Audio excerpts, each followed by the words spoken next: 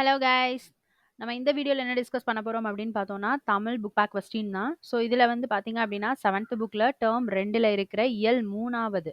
So அதோடைய book back question தான் discuss பண்ண போறோம். ஓகேவா? ஸோ ஆல்ரெடி வந்து 6th புக் ஃபுல்லாவே முடிஞ்சுச்சு புக் பேக் கொஸ்டின். 7th புக்ல ஃபர்ஸ்ட் டெர்ம் முடிஞ்சு, செகண்ட் டெர்ம்ல இதான் லாஸ்ட் இயல். ஸோ இதோட வந்து செகண்ட் டெர்மும் கம்ப்ளீட்டா முடியுது. ரைட்டா? ஸோ தேர்ட் டெர்ம் நம்ம மூவ் பண்ண போறோம். ஓகேவா? ஸோ இன்னும் படிக்கல அப்படின்றவங்க நம்ம பிளேலிஸ்ட்ல போய் பார்த்துக்கோங்க. ஸோ படிக்காதவங்க அதை படிச்சுட்டு வந்துருங்க. ஓகேவா? ஸோ இதுல வந்து பார்த்தீங்க அப்படின்னா, மொழியை ஆள்வோம். ஸோ இதுல என்னென்ன கொஸ்டின் கேட்க சான்சஸ் இருக்கோ அது எல்லாமே டிஸ்கஸ் பண்ணிடலாம். ஃபர்ஸ்ட் என்ன கொடுத்துருக்காங்க? கேட்க. ஸோ இது நமக்கு கேட்க வாய்ப்பில்லை. பேசுக. ஸோ இதுவும் வாய்ப்பில்லை. கவிதையை நிறைவு செய்க. இதுவும் கேட்க மாட்டாங்க. படம் உணர்த்தும் கருத்தை 5 வரிகளில் எழுத. ஸோ இதுவும் கேட்க வாய்ப்பில்லை. கொடுக்கப்பட்டுள்ள சொற்களை ஒரு தொடரில் முதல் மற்றும் இறுதி சொல்லாக கொண்டு சொற்றொடர் உருவாக்கணும். சொற்றொடர் உருவாக்குறது நம்ம வந்து ஆப்டிடியூட்ல கேட்க சான்ஸ் இல்லை. ரைட்டா? சொல்ல கேட்டு எழுதுக. ஸோ இதுவும் வாய்ப்பில்லை. இடைச்சொல் ஐய வந்து சேர்த்து தொடரை வந்து எழுத சொல்லியிருக்காங்க. ஓகேவா? ஸோ இது வந்து எக்ஸாம்பிள் என்ன கொடுத்துருக்காங்க அப்படின்னா, வீடு பிளஸ் கட்டினான். இதோட இடைச்சொல் ஐய நம்ம சேர்த்து எழுதணும். அப்ப என்ன வரும்? வீட்டை கட்டினான் அப்படின்னு வரும். கடல் பிளஸ் கடல் பார்த்தாள் அப்படின்னா என்ன வரும்?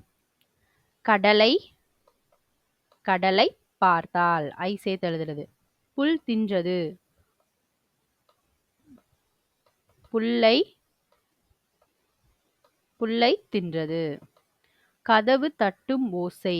கதவை கதவை தட்டும் ஓசை. பாடல் பாடினாள். பாடலை பாடலை பாடினாள். அறம் கூறினார். அறத்தை கூறினார். என்ன வரும் இதுக்கு? அறத்தை கூறினார். ஸோ அந்த மாதிரி வரும். ஐ வந்து நம்ம சேர்த்து எழுதணும். ஓகேவா? ஸோ இது வாய்ப்பு இல்லை, பட் இருந்தாலும் படிச்சுக்கோங்க. ஓகேவா? பிரித்தெழுது சேர்த்தெழுதுகள்லாம் கேட்க வாய்ப்பு இருக்கு. கடல் பிளஸ் பார்த்தான். கடலை பார்த்தாள். புல் பிளஸ் தின்றது அப்படின்னு கேட்கலாம். புல்லை தின்றது. கதவு தட்டும் ஓசை. கதவை தட்டும் ஓசை. பாடல் பிளஸ் பாடினாள் அப்படின்னு கொடுக்கலாம். பாடலை பாடினாள். அறம் பிளஸ் கூறினார். அறத்தை கூறினார். ரைட்டா? ஸோ இந்த மாதிரி எழுதுறதுக்கு கேட்கறதுக்கு வாய்ப்பு இருக்கு. கட்டுரையெல்லாம் நம்ம கேட்க மாட்டாங்க. ஸோ இது என்னது அப்படின்னு பார்த்தோம்னா, புதிர், அதாவது விடுகதை கொடுத்துருக்காங்க. விடுகதை இது நாள் வரை நமக்கு கேட்டது கிடையாது. ஈஸியாக நம்ம கண்டுபிடிச்சிடலாம். பட் இருந்தாலும் இப்போ உள்ள சிலபஸ் வந்து பார்த்தீங்கன்னா, நமக்கு இலக்கணத்தில் தான் அதிகமாக கொடுத்துருக்காங்க. 85 கொஸ்டின் அப்படின்றனால ஸோ இதையும் பார்க்க வேண்டிய சுச்சுவேஷனில் தான் நம்ம இருக்கோம். ரைட்டா? கீழ்கண்ட புதிரை படித்து விடையை கண்டறிக. ஃபர்ஸ்ட் கொஸ்டின், நான் இனிமை தரும் இசைக்கருவி. எனது பெயர் 6 எழுத்துக்களை உடையது. அதில் இறுதி 4 எழுத்து விலை உயர்ந்த ஓர் உலோகத்தை குறிக்கும். முதல் 2 மற்றும் கடைசி 2 எழுத்துக்களை சேர்த்தால் விலங்கின் வேறு பெயர் கிடைக்கும். நான் யார்? இதான் கொஸ்டின். இதுல என்ன ஃபர்ஸ்ட் க்ளூ கொடுத்துட்டாங்கன்னா, நான் ஒரு இசைக்கருவின்னு சொல்லிட்டாங்க. ஏதோ ஒரு இசைக்கருவியோட பேரு தான் இதுல கொடுக்க போறாங்க. ஓகே. மொத்தம் எத்தனை எழுத்து அப்படின்னா 6 எழுத்து இருக்குன்னு சொல்லிட்டாங்க. அதுல இறுதி 4 எழுத்து விலை உயர்ந்த ஒரு உலோகத்தை குறிக்குமா. விலை உயர்ந்த உலோகம் 4 எழுத்து என்னது? தங்கம். ரைட்டா? தங்கம் தான் விலை உயர்ந்த எழுத்து பிளஸ் 4 எழுத்து இருக்கு. ரைட்டா? முதல் 2 மற்றும் கடைசி 2 எழுத்துக்களை நீ சேர்த்தேனா விலங்கோட வேறு பெயர் கிடைக்குமா. ஸோ ஃபர்ஸ்ட் 2 எழுத்தையும் கடைசி 2 எழுத்தையும் சேர்த்தா என்ன பண்ணணும்? விலங்கோடைய வேறு பெயர் கிடைக்கும். இங்க கம் இருக்கு. அப்ப வேற என்ன வரலாம்? மிருகம் அப்படின்னு வரலாம். ரைட்டா? அப்ப இது என்னோட ஃபுல் நேம் என்னது? மிருதங்கம். ஓகேவா? ஸோ என்னதெல்லாம் ஆப்ஷன் கொடுத்தா ஈஸியாக கண்டுபிடிச்சிருவோம். அதனால கேட்க மாட்டாங்க. இருந்தாலும் பார்த்துக்குவோம். செகண்ட் ஒன்று என்ன கொடுத்துருக்காங்க அப்படின்னா, நான் ஒரு காற்றுக்கருவி. நான் புல் வகையைச் சேர்ந்த தாவரத்தில் இருந்து உருவாக்கப்படுகிறேன். எனது பெயர் 7 எழுத்துக்களை கொண்டது. முதல் 2 எழுத்துக்கள் ஒரு தாவர வகையை குறிக்கும். இறுதி 3 எழுத்துக்கள் எனது வடிவத்தை குறிக்கும். நான் யார்? இது என்ன சொல்லிட்டாங்க அப்படின்னா, ஒரு காற்றுக்கருவின்னு சொல்லிட்டாங்க. ஒரு கருவின்னு சொல்லிட்டாங்க. நெக்ஸ்ட், புல் வகையை சேர்ந்த தாவரம். இன்னொரு க்ளூ என்ன கொடுத்துருக்காங்க? புல் வகையை சேர்ந்த ஒரு தாவரம் அப்படின்னு கொடுத்துட்டாங்க. 7 எழுத்துக்கள் மொத்தம் இருக்குன்னு சொல்லியிருக்காங்க.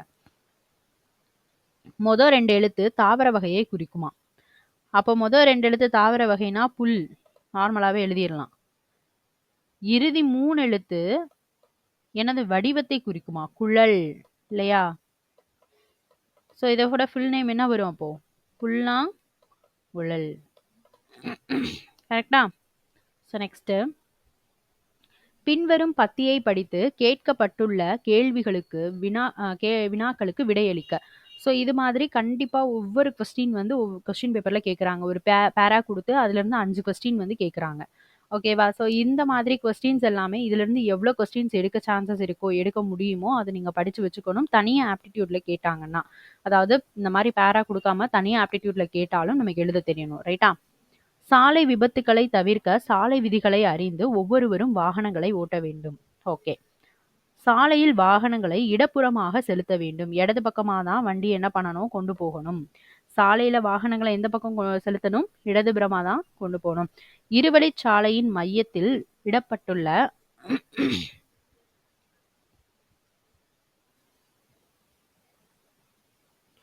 இருவழிச்சாலையின் மையத்தில் விட்டு போடப்பட்டுள்ள வெள்ளைக்கோடு இரு போக்குவரத்திற்காக சாலை சரிசமமாக பிரிக்கப்பட்டுள்ளதை குறிக்கும். ஓகேவா? இருவழிச்சாலையோடைய மையத்துல விட்டு போட்டிருக்க வெள்ளைக்கோடு அது எதை குறிக்கும்னு சொல்லியிருக்காங்க? இரு போக்குவரத்திற்காக சாலை சரி சமமாக பிரிக்கப்பட்டிருக்கதை குறிக்கும். ஓகேவா? அந்த வெள்ளைக்கோடு எதுக்கு போட்டிருக்காங்கன்னு படிச்சுக்கோங்க. வாகனங்களை முந்துவதற்கு கோட்டுக்கு வலது பக்கம் உள்ள சாலையை பயன்படுத்திக்கிறதுக்கு அனுமதி இருக்கு. இருவழி சாலையோடைய மையத்தில் தொடர்ச்சியா வெள்ளை அல்லது மஞ்சள் கோடு வரையப்பட்டிருந்தால் முந்துவதற்கு வலது பக்க சாலையை பயன்படுத்தக்கூடாதுன்னு அர்த்தம். ஓகேவா? ஸோ அதெல்லாமே படிச்சுக்கோங்க. இரட்டை மஞ்சள் கோடு வரைஞ்சிருந்தோம் அப்படின்னா சாலையை முந்துவதற்கு எக்காரணம் கொண்டும் வலது பக்க சாலையை நம்ம பயன்படுத்தக்கூடாது. ஓகேவா? ஸோ எதுக்காக இந்த வெள்ளைக்கோடு எதுக்கு விட்டு போட்டிருக்க? இந்த வெள்ளைக்கோடு எதுக்காக? வெள்ளை அல்லது தொடர்ச்சியா போட்டிருக்க வெள்ளை அல்லது மஞ்சள் கோடு எதுக்காக? ரெட்டை மஞ்சள் கோடு எதுக்காக? ஓகேவா? ஸோ அந்த 3ம் படிச்சுக்கோங்க இதுல இருந்து. ஒரு வழி பாதை என்று குறிப்பிட்டுள்ள சாலையில் அனுமதிக்கப்பட்டுள்ள திசையில் மட்டுமே வாகனங்களை செலுத்த வேண்டும். தடக்கோடுகள் இடப்பட்டுள்ள சாலையின் தடத்தின் உள்ளேயே வாகனங்கள் செலுத்த வேண்டும். வாகனத்தை பின்தொடரும் போது மிகவும் நெருக்கமாக பின்தொடரக்கூடாது. திரும்பும் போது சைகை காட்ட அடையாள விளக்கை ஒளிரச் செய்ய வேண்டும். ஓகேவா? அதாவது இதுல வந்து உங்களுக்கு ஆப்டிடியூட்ல எது கேட்கறதுக்கான சான்சஸ் இருக்கிற மாதிரி தெரியுதோ அதை நீங்க படிச்சுக்கோங்க. வினாக்கள் வந்து சாலையின் எந்த பக்கமாக வாகனங்களை செலுத்த வேண்டும்? இடது பக்கமா? விட்டு போடப்பட்டுள்ள வெள்ளைக்கோடு எதை குறிக்கும்? எந்த கோட்டை தாண்டி வாகனங்கள் முந்தி செல்ல அனுமதி இல்லை? ஒரு வழி பாதை எனப்படுவது யாது? வாகனங்களை பின்தொடர்வதற்கான முறையை கூறு. ஸோ இதெல்லாமே 2 மார்க் கொஸ்டின் மாதிரி இருக்கு. இது கேட்கறதுக்கு வாய்ப்பு இல்லை. பட் ஆனால் இதுல இருந்து நம்மளால ஆப்டிடியூடுக்கு எடுக்க முடிய கொஸ்டின்ஸை எடுத்துக்கணும். ஓகேவா? ஸோ ஏன்னா கேட்கறதுக்கு வாய்ப்பு இருக்கு, படிச்சுக்கோங்க. சரியா தவறான கூட கேட்கலாம். ஓகேவா? இரட்டை மஞ்சள் கோடுக்குள்ளதை வந்து என்ன பண்ணிருக்கலாம்? தொடர்ச்சியான வெள்ளை அல்லது மஞ்சள் கோடுக்கு போடலாம். விட்டு போடப்பட்டுள்ள வெள்ளை கோடு வரையப்பட்டிருந்தால் முந்துவதற்கு வலது பக்க சாலையை பயன்படுத்தக்கூடாது. சரியா தவறா? இப்படின்னு கேட்கலாம். ஓகேவா? தொடர்ச்சியாக வெள்ளை அல்லது மஞ்சள் கோடு வரையப்பட்டிருந்தால் முந்துவதற்கு வலது பக்க சாலையை பயன்படுத்தலாம். சரியா தவறா? இந்த மாதிரி கேட்கலாம். ஓகேவா? அதனால அதையும் படிச்சுக்கணும். நெக்ஸ்ட் கலைச்சொல் வந்து கேட்காத கொஸ்டின் பேப்பரே கிடையாது, ஆல்ரெடி சொல்லியிருந்தோம் இல்லையா?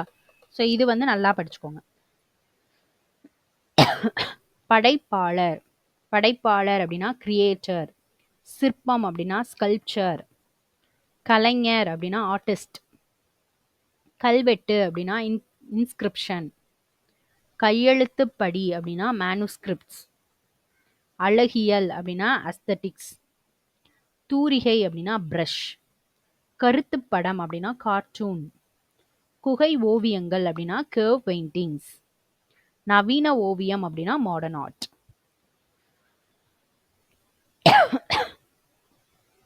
ஓகேவா?